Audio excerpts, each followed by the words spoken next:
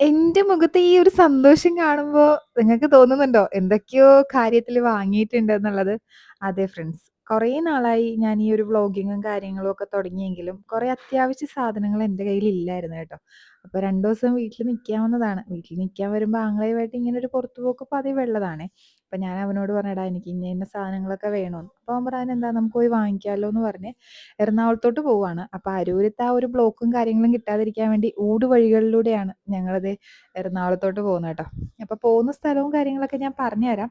അപ്പോൾ ചെറുതായിട്ട് വീഡിയോസും കാര്യങ്ങളൊക്കെ ചെയ്യുന്നവർക്കൊക്കെ യൂസ്ഫുൾ ആവുന്ന ഒരു വീഡിയോ ആണ് കേട്ടോ ഇത്. എറണാകുളത്തോട്ട് പോകുമ്പോൾ സാധാരണ എനിക്ക് പേടിയാണ്. ഫുൾ ബ്ലോക്ക് കിട്ടുന്ന ഒരു സ്ഥലമാണല്ലോ. ഭാഗ്യത്തിന് അധികം ബ്ലോക്കുകളൊന്നും കിട്ടിയില്ല കേട്ടോ. ഞങ്ങൾ രണ്ടുപേരും കൂടി ടൂ വീലറിലാണ് പോയത്. അപ്പൊ ഇങ്ങനെ ആസ്വദിച്ച് ആസ്വദിച്ച് പോവുകയാണ്.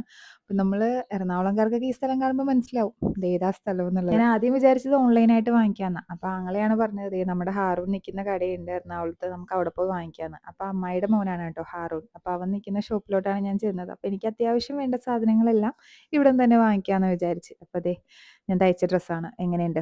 ലിങ്ക് ചോദിക്കണ്ട, ഞാനാ തയ്ച്ചത്. അപ്പൊ ദേ ഇതാണ് നമ്മുടെ ഫസ്റ്റ് സാധനം, മൈക്ക്. അപ്പൊ ഇതിന്റെ റേറ്റും കാര്യങ്ങളും ഒക്കെ അറിയണമെന്നുണ്ടെങ്കിലും ജസ്റ്റ് ഒന്ന് മെസ്സേജ് ഇട്ടാൽ മതി കേട്ടോ, കമന്റ് ചെയ്താൽ മതി, ഞാൻ റിപ്ലൈ തരാം. എന്തോരം ഷോപ്പുകളാണ് ഇവിടെ. ഓരോരുത്തരും നമ്മളെ വാ വാ ഇങ്ങോട്ട് വാ ഇങ്ങോട്ട് വാ എന്ന് വിളിക്കും. അപ്പോൾ അതെ ഇത്രയും സാധനങ്ങൾ ഞാൻ വാങ്ങിച്ച്, ഞാനല്ല കേട്ടോ ആങ്ങളെ വാങ്ങിച്ച് തന്നതാണ്.